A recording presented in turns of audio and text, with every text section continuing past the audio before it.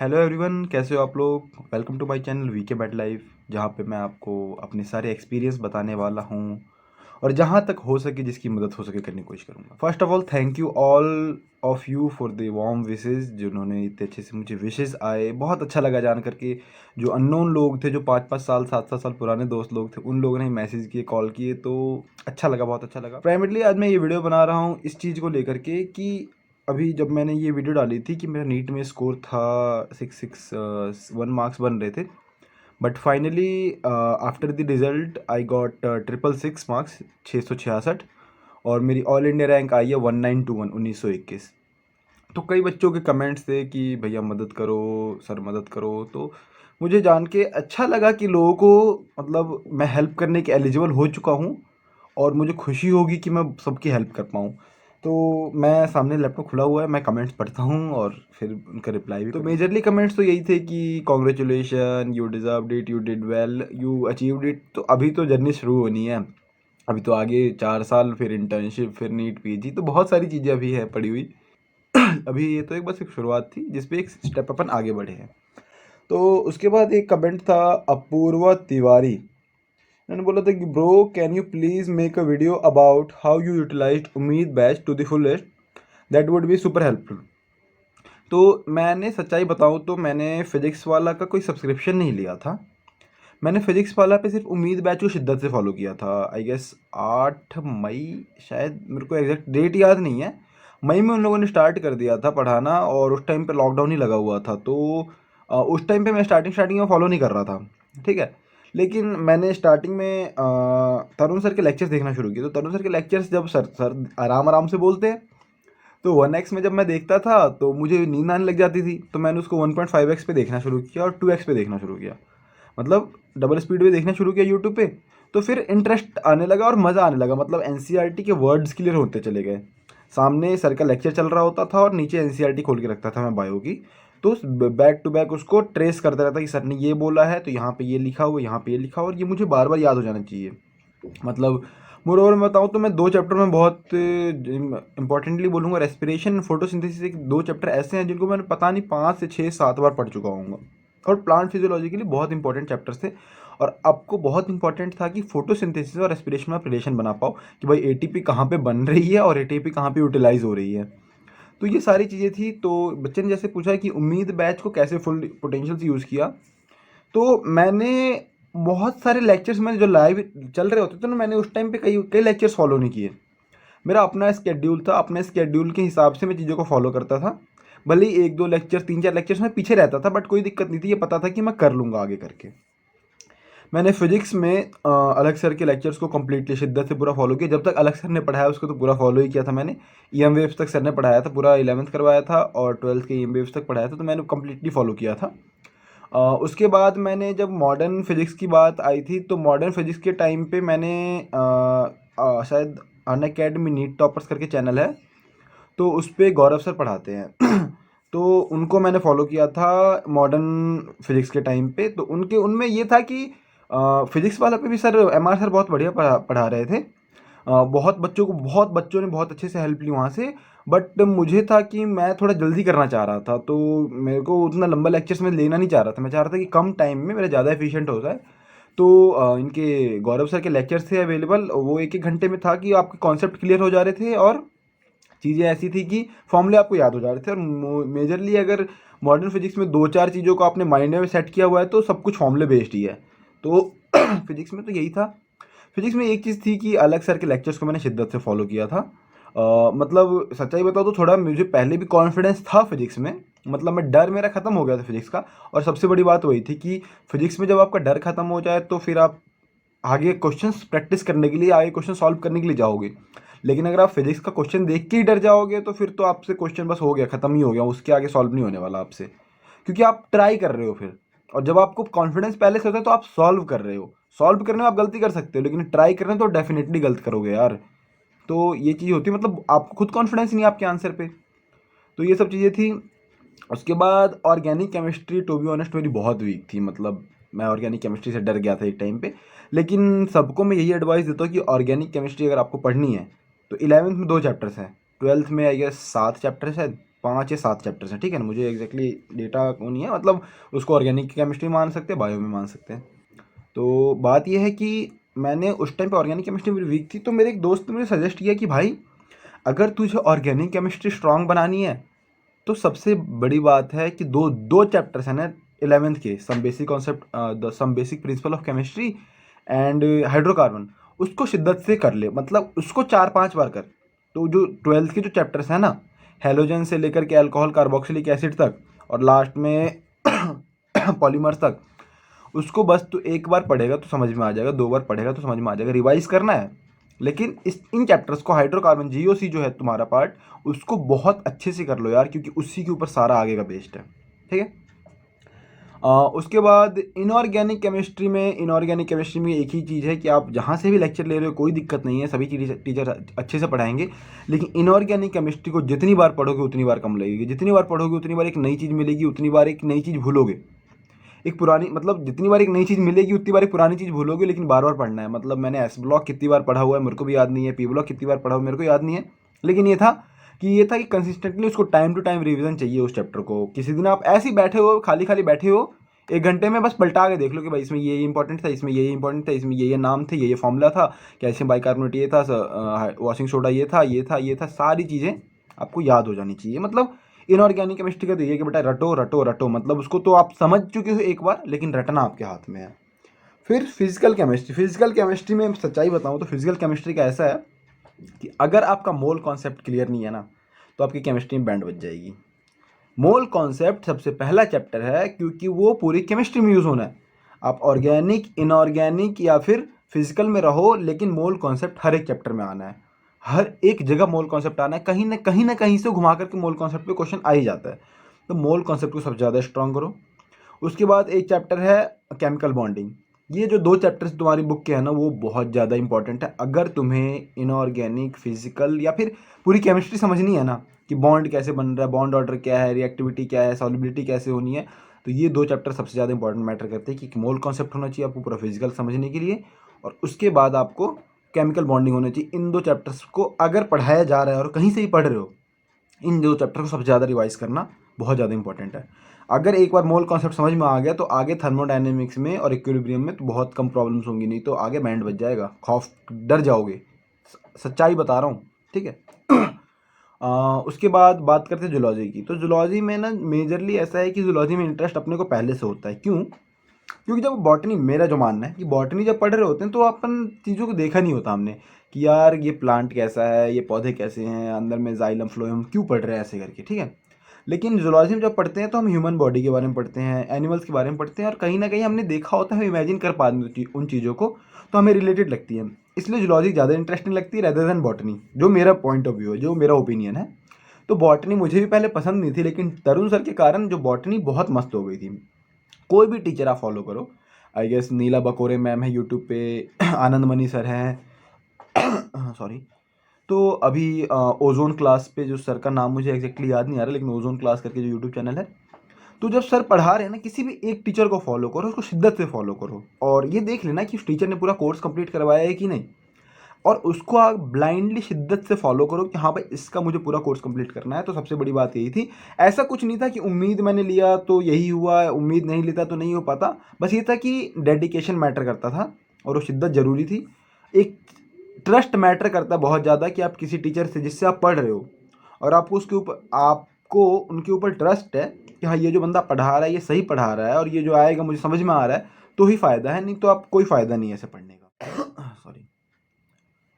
एक बच्चे ने पूछा हुआ है कि आप बताओ आप पेपर कैसे पूरा कर लेते हो, हमारा तो पेपर ही छूट जाता है।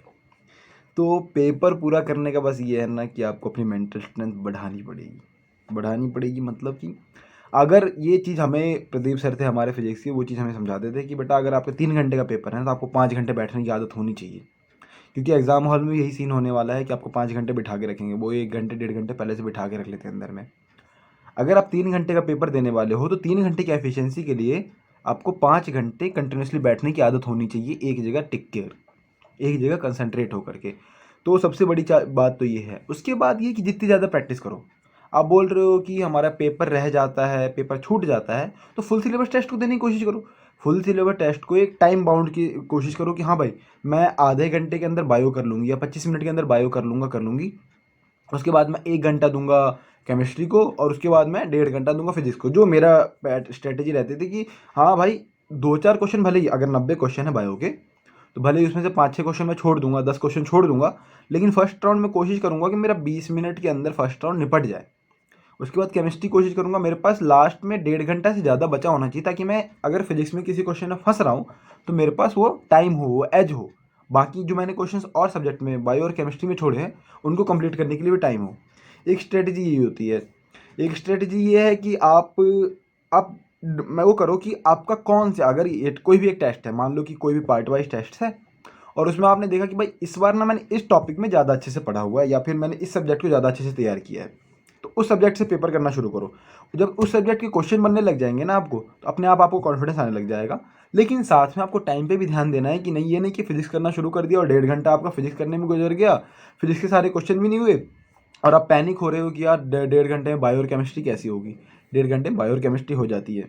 सच्चाई बताओ ना तो मेजरली ऐसा होता है कि आप चाहे जब 2.5 घंटा पेपर का बीत जाएगा ना, 2.5 आवर्स, ये बहुत बच्चे रिलेट कर पाएंगे जिन्होंने दिया है नीट का एग्ज़ाम, कि 2.5 घंटा जब बीत जाएगा ना आपको रियलाइज़ हो जाएगा कि आपको सिलेक्शन होना है कि नहीं होना। सच बता रहा हूँ मैं।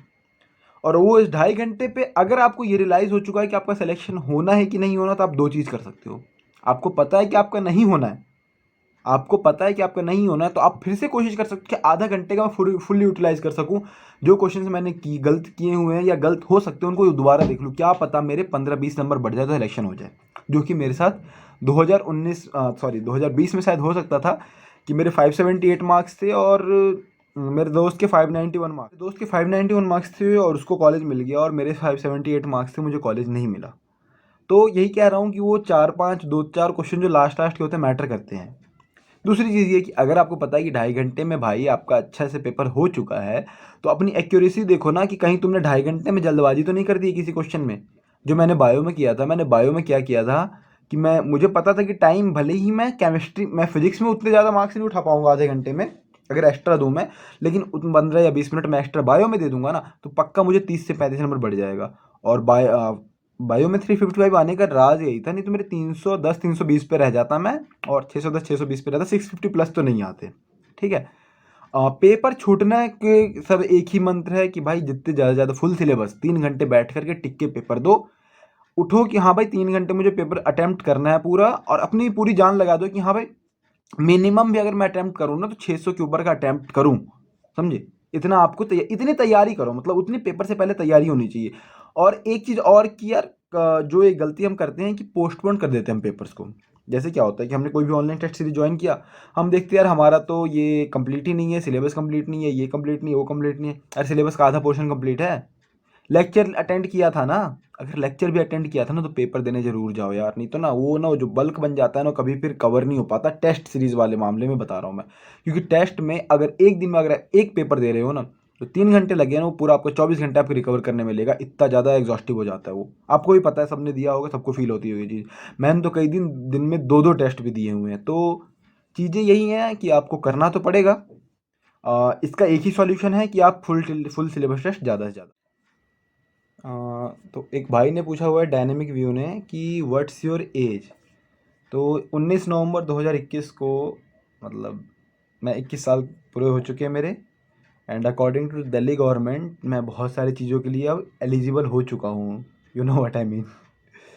उसके बाद 2 कमेंट्स थे मेरे पुराने उस वाली वीडियो पे कि इम्प्रूव योर इंग्लिश लैंग्वेज और एल्स हिंदी में ही बोलो।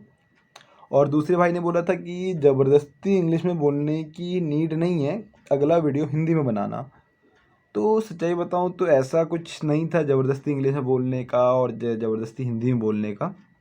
अपना फ्लो होता है, निकलता है, चीज़ें होती है, अपन सीख जाएंगे। ठीक है भाई, आपने बोला कि हाँ ज़बरदस्ती इंग्लिश में मत बोलो, बट ठीक है मैं कोशिश करता रहूँगा फिर भी। ठीक है, तो सॉरी फॉर दैट। आपको टूटी फूटी इंग्लिश सुनने को, मतलब होता है ना, बहुत लोगों की अच्छी इंग्लिश होगी, मेरी नहीं है, I accept that thing, but I will try to improve that. So thank you. Kanishk Deepawat ने पूछा था what mistakes have you done. तो मुझे पहले तो ये समझ नहीं आया कि व्हाट मिस्टेक्स ये इन जनरल बोल रहे थे। एक सेकेंड, ये बोल रहे थे I want to know your first drop year mistakes. तो फर्स्ट ड्रॉप ईयर मिस्टेक्स में ये था कि सच्चाई बताऊं तो जो 2 साल लगे ना मुझे, 2020 या 2021 या 2019 2020 लगे, तो उसमें बस ये रियलाइज़ करने में लगा कि कितना पढ़ना था और कैसे पढ़ना था। बस ये रियलाइज़ करने में लगा, मतलब कि कितना अमाउंट सफिशिएंट था और उसको कितनी बार पढ़ना था। इस चीज़ को रियलाइज़ करने में बस 2 साल लग गए। अगर आप लोग लकी हो कि आप लोगों को, मतलब हम लोग 2018 बैच पास आउट है, 2018-19 में इतना रिवॉल्यूशन नहीं था इसमें जो यूट्यूब पे चीज़ें कंटेंट अवेलेबल है पढ़ाई के रिगार्डिंग, नीट और मेडिकल आईआईटी और जेई के रिगार्डिंग और नीट के रिगार्डिंग। तो लेकिन जो 2020-21 में बहुत सारा कंटेंट अवेलेबल है और इतना नहीं था अवेलेबल उस टाइम पे, बट कोई दिक्कत नहीं, उस चीज़ को मैं ब्लेम भी नहीं कर रहा। अवेलेबल था तो मैंने फ़ायदा उठाया और मैं आगे बढ़ा। मिस्टेक्स जो थी उस टाइम पे, ये मिस्टेक्स थी कि जो चीज़ें मुझे समझ नहीं आई ना, मैंने उनको बिल्कुल छोड़ दिया, ये दिक्कत थी। जैसे मेरे फिजिक्स में क्या हुआ था कि मुझे फिजिक्स में फ्लूइड डायनेमिक्स में दिक्कत हुई थी, तो मैंने सस्पेंड कर दिया था। मतलब समझ में आता था बट उन क्वेश्चंस को देख के थोड़ा घबरा जाता था मैं, जो फर्स्ट ईयर ड्रॉप की बात कर रहा हूँ मैं। मैंने दोबारा कोशिश ही नहीं की। ऑर्गेनिक केमिस्ट्री को तो मैंने स्टार्टिंग से, मेरे जब समझ में आना बंद हुआ ना, तो उसके बाद वो खौफ ही बैठ गया मेरे मन में। सेम चीज़ कहीं ना कहीं बॉटनी के साथ भी हुई थी। तो ये चीज़ें हैं कि जब आपके मन में खौफ बैठ गया और आप एक जगह दब चुके हो ना, तो उससे निकलना बहुत ज़्यादा ज़रूरी होता है। फिर भी एक चीज़ मैं बोलूँगा कि आप लोग बहुत लकी हो कि आपको इस टाइम पे इतनी चीज़ें घर में बैठे बैठे अवेलेबल हैं। ठीक है, हम लोग तो अभी भी हैं, या आप सभी ने कोचिंग की फ़ीस देखी होंगी कि कहीं 1.5 लाख रुपए, कहीं 2 लाख रुपए, कहीं 3 लाख रुपए लगते हैं। तो चीज़ें उतना अफोर्ड करना ईजी नहीं होता। किसी के पास इजी अफोर्ड हो सकता है, किसी के लिए, जिसके पास इजी अफोर्ड हो सकता है भाई, उसको भी पैसे तो जा रहे हैं ना उसके। तो चीज़ें आपके पास अवेलेबल है तो उसका फ़ायदा उठाओ पूरी तरीके से। बाकी तो यही है कि मिस्टेक्स तो होती रहेंगी, गिरोगे फिर से पढ़ोगे। मतलब यही है कि कहते हैं ना कि आप कहाँ कितना नीचे गिरते हो मैटर नहीं करता, लेकिन फिर आप कितना ऊपर उठते हो मैटर करता है। तो अब बोलोगे कि यार भैया आपका तो हो गया तो आप कुछ भी बोल रहे हो, तो सच्चाई बताऊँ तो यही होता है। आप कहीं पहुंच जाओगे तो आपको भी फील रियलाइज़ होने लग जाएगा कि हाँ, जो डॉट्स थे ना वो बैकवर्ड कनेक्ट होते चले गए कि कहाँ के बाद तुम कहाँ पहुँचे। अगर ऐसा नहीं होता तो ऐसा नहीं हुआ रहता, और नहीं तो तुम यहाँ नहीं होते। तो you can only connect the dots backward, Steve jobs ने बोला हुआ है। तो वो चीज़ अपन अब कहीं पहुँच जाते हैं ना, कुछ अचीव कर लेते, छोटा मोटा ही अचीवमेंट हो, मैं इस चीज़ को बड़ी अचीवमेंट नहीं मान रहा, लेकिन मेरी लाइफ चेंजिंग अचीवमेंट है ये चीज़ है। तो ये है कि अगर आप कहीं पहुंच जाते हो तो आपको रियलाइज़ हो जाता है कि कितना, कहाँ से कहाँ पहुँचे और जो हुआ अच्छे के लिए हुआ। So let's give it a try और अच्छे से कोशिश करो यार। 2022 का नीट अभी डेट तो कंफर्म नहीं है, अगर मई में हो गया तो बेटा बच जाएंगे, 4-5 महीने बचेंगे, फिर तो देख लो दिसंबर तो ख़त्म हो गया।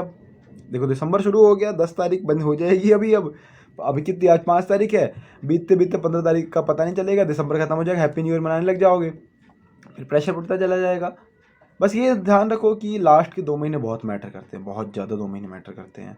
मतलब आप अभी कंसिस्टेंटली पढ़ाई में लगे रहो, लेकिन लास्ट के 2 महीने की बात कर रहा हूँ। मतलब 50 से 60 दिन दिन जो होने हैं लास्ट के, जो लास्ट के 50 से 60 दिन होने हैं ना, वो सबसे ज़्यादा इंपॉर्टेंट होने हैं। क्यों?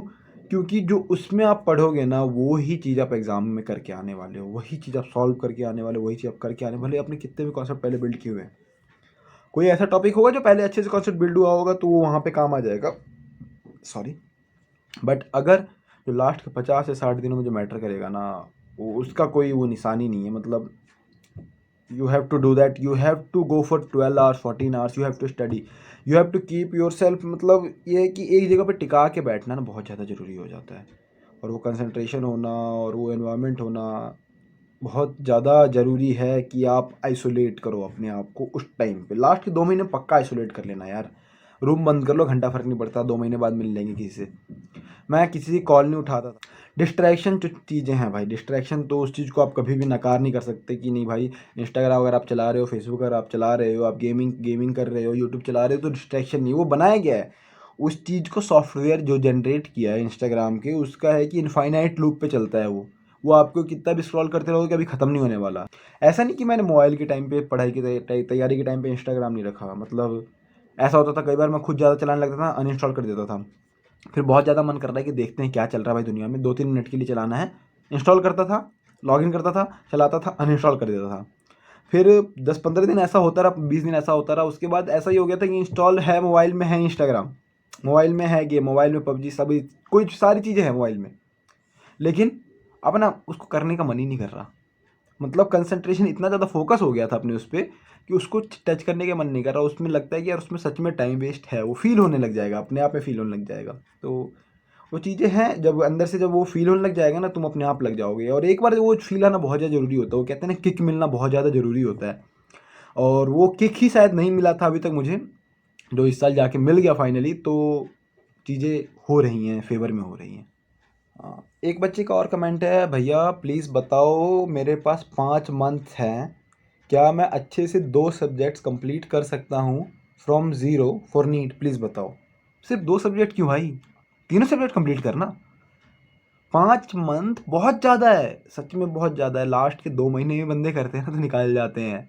लास्ट के 2 महीने की बात कर रहा हूँ मैं, अपनी बात कर रहा हूँ, लास्ट के 2 महीने की बात कर रहा हूँ मैं। तो 5 मंथ तो तेरे पास अंधा टाइम है, अगर तू उसको ढंग से यूटिलाइज करे, अगर उसी शिद्दत से लगा रहा ना, तीनों सब्जेक्ट अच्छे से कंप्लीट होंगे। और 5 मंथ बहुत है प्रिपरेशन के लिए भाई। अब तो जाके बैचेज कई सारे शुरू हुए होंगे कई जगह पे। सच्चाई बताऊं, अब जाके बच्चों ने पढ़ना शुरू किया होगा। मैंने जब अपना नीट कब हुआ, लास्ट ईयर 12 सितंबर, मतलब 2021 में 12 सितंबर को हुआ। मैंने सच्चाई बताऊं तो मैंने पढ़ना ही शुरू किया था मतलब मैंने मई के एंड से जून में पढ़ना शुरू कर दिया था कंटिन्यूसली। लेकिन जो शिद्दत से बोलते हैं ना कि भाई अब 12 घंटे 13 घंटे टारगेट कंप्लीट करके, लेक्चर्स कंप्लीट करके, क्वेश्चंस करने हैं, ये करना है वो करना है, तो वो सारी चीज़ें जो कंप्लीट करना शुरू किया था ना, वो मैंने शुरू किया था 12 जुलाई से। हाँ, जिस दिन नीट की डेट आई थी, मतलब थोड़ी फट गई थी अंदर से, हिल गया था थोड़ा सा कि भाई अब आ चुकी है डेट, 2 महीने में जितना बेटा घिसना है घिस ले। और टू बी ऑनेस्ट मैंने 22 जुलाई से, हाँ 22 जुलाई से मैंने टेस्ट देना शुरू कर दिए थे। 12 जुलाई से पढ़ना शुरू किया, 22 जुलाई से टेस्ट देना शुरू कर दिए। मैंने फिजिक्स वाला का ही टेस्ट सीरीज ज्वाइन किया हुआ था, तो उसमें उन्होंने क्या कहते हैं, उस चीज़ को फॉलो करना शुरू कर दिया मैंने, और टॉपिक कंप्लीट कर दिया जाता था, टेस्ट कंप्लीट कर दिया जाता था। और उस टेस्ट का मैंने लॉग बना के रखा है, किसी वीडियो में किसी दिन उसको भी रिवील करूँगा कि किसमें कितने मार्क्स आए थे मेरे। बट ये था कि आपको सभी चीज़ों को मैनेज करना ज़रूरी है। और 5 महीने बहुत है भाई, बहुत ज़्यादा है 3 सब्जेक्ट पढ़ने के लिए। 3 सब्जेक्ट पढ़ने हैं यार, बहुत टुच्चे टाइप के। एक बार शुरू करेगा ना, जब मज़ा आने लग जाएगा ना, तेरे को घंटा पता नहीं चलेगा कि भाई क्या है क्या, कुछ टफ नहीं है, कुछ नहीं है सब। फिर भी अगर तेरे को 2 सब्जेक्ट के लिए तू सोच रहा है ना, तो फिजिक्स के लिए मिनिमम 100 मार्क्स के लेके चल। मिनिमम 100 मार्क्स, मतलब 120 130 प्लस मार्क्स है तो बहुत अच्छी बात है। मिनिमम 100 मार्क्स, 45 में से 30 क्वेश्चन तू सॉल्व करके आए पेपर में, कम से कम 30 क्वेश्चन सॉल्व करके आए 45 में से। अब तो 50 हो चुके हैं, तो उसमें 30 क्वेश्चन सॉल्व करके आना है अपने को। और जो है कि अगर आप सोच रहे हो ना कि 5 महीने में मिनिमम 2 सब्जेक्ट करने हैं, तो तीसरे सब्जेक्ट को छोड़ो मत, पहली बात तो। दूसरी बात, अगर आपको सिलेक्शन चाहिए, आपको अपने चॉइस से सिलेक्शन चाहिए, तो आपको इस बात को इंश्योर करना पड़ेगा कि 540 नंबर कितने होते हैं, केमिस्ट्री और बायो मिला करके होते हैं ना, उसमें आपके 510 520 इस आसपास है, 500 प्लस तो मिनिमम होना चाहिए। और 110 120 प्लस फिजिक्स में मार्क्स होने चाहिए। उन दोनों सब्जेक्ट की मिला के अपने, अगर आपने 500 प्लस 520 तक कवर कर लिया, तो आपका सिलेक्शन कोई नहीं रोक सकता। फिर आपकी वो गलती रोक सकती है कि आपने सिर्फ फिजिक्स को क्यों छोड़ दिया था। तो फिर 2 सब्जेक्ट लेकर कोई, 2 सब्जेक्ट की तैयारी करके कोई फ़ायदा नहीं होगा। इसीलिए तीनों सब्जेक्ट को करना ज़रूरी है।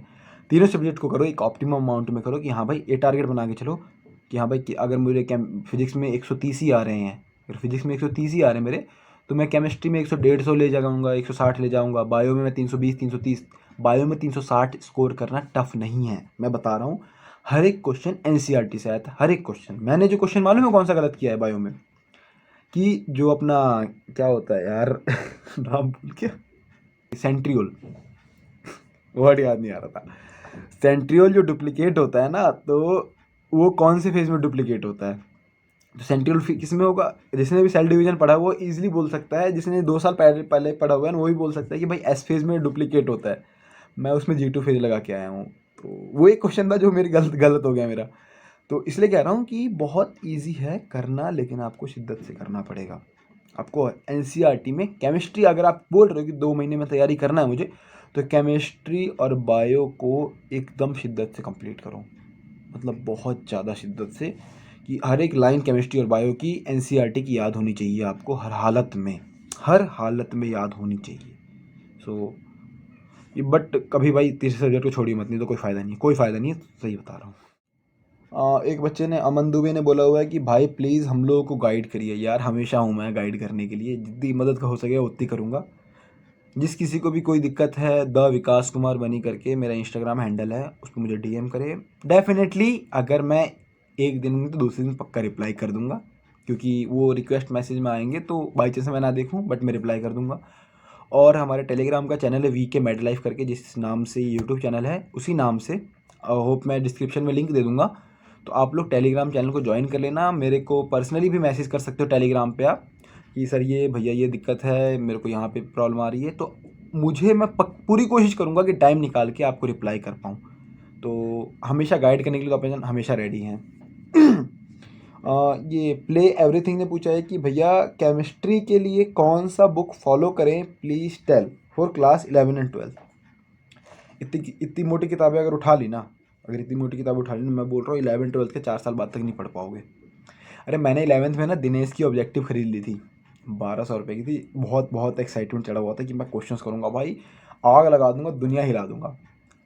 कितने हो गए 11th मेरा हुआ था 2017 में शुरू, 2016 में शुरू हुआ था मेरा 11, ठीक है 16, और अभी 21 चल रहा है, 5 साल से ज़्यादा हो चुके हैं। आज तक वो बुक मेरी कंप्लीट नहीं हुई है। मैंने सिर्फ उसमें मोनेरा किंगडम पे 500 क्वेश्चन कर दिए थे।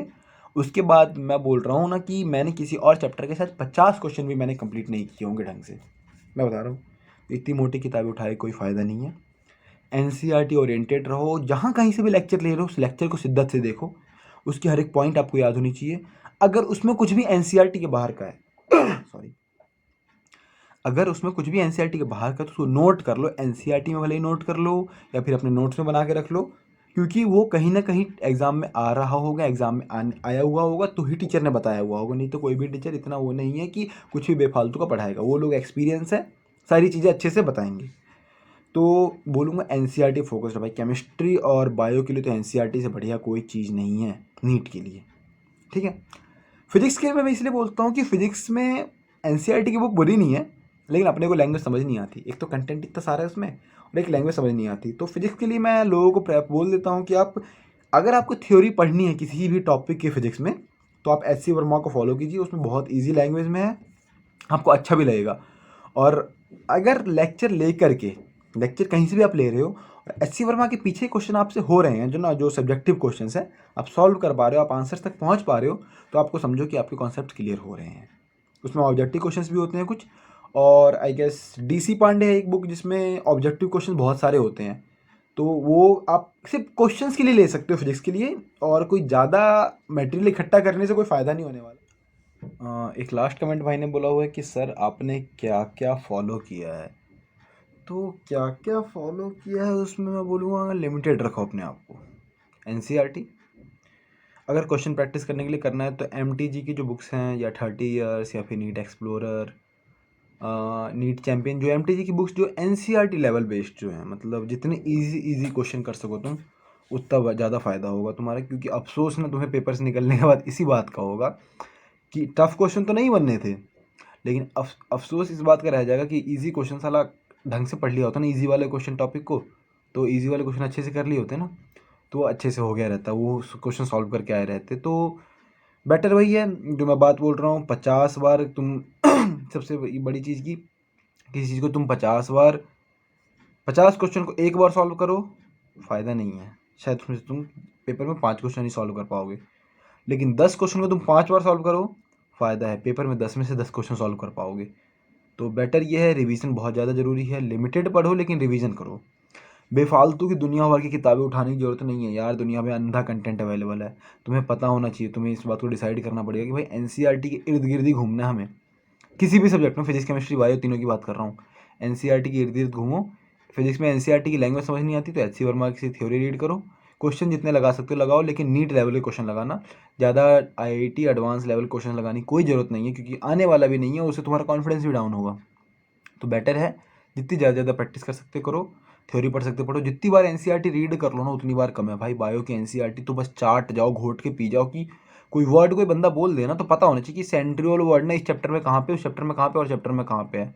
अगर किसी ने जाइलम का नाम ले लिया तो पता होना चाहिए कि कहाँ कौन से पेज पे एग्जिस्ट करता है वो, जाइलम के बारे में कौन से पेज पे लिखा हुआ है, कौन सा डायग्राम दे रखा है, क्या होता है, वो ऐसे हो जाना चाहिए पूरा। अगर करना है देख लो बेटा, 16.5 लाख एग्जाम बच्चे बैठते हैं एग्जाम में, 17 से 18 लाख बैठेंगे अगले साल, कुछ भी हो सकता है।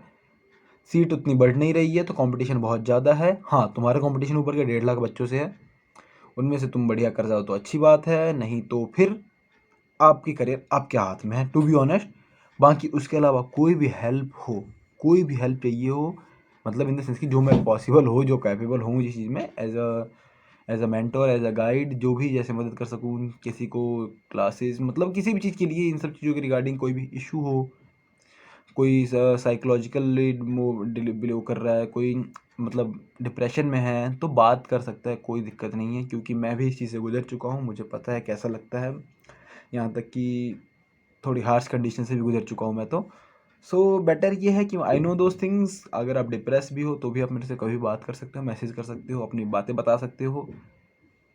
चीज़ें डिस्कस करने से ईजी हो जाती हैं, मतलब जब मन की बातें निकल जाती है ईजी हो जाती हैं। सो बेटर है, तब तक के लिए लगे रहो अच्छे से जम करके। Best of luck for the NEET 2022, फोड़ के आना है, ठीक है।